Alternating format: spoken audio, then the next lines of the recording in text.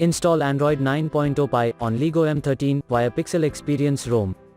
Please check the description for important notes and all the download links.